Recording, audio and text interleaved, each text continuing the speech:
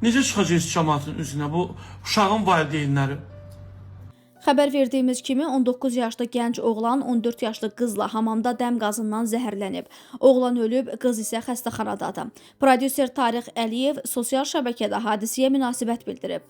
19 yaşlı bir gənclə 14 yaşlı bir yeniyetmə hamamda dəm qazından zəhərlənib. Nəticədə oğlan həyatını itirib, qızın da vəziyyəti ağırdır. Hələ utanmırlar, yazırlar, Allah rəhmət eləsin.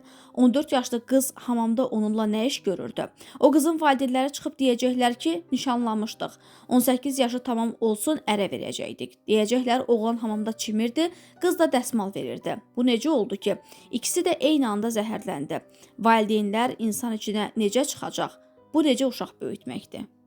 Hələ də biri mənə yazıb, düzdür, mən indi hər yazılan inanmıram. Deyirlər, bu oğlanın bir neçə il bundan qabaq pozğun bir videosu da yayılmışdı bir qızdan. Yəni bu oğlan əgər belə bir əməllər edən idisə, bunu niyə tutmayıblar vaxtında?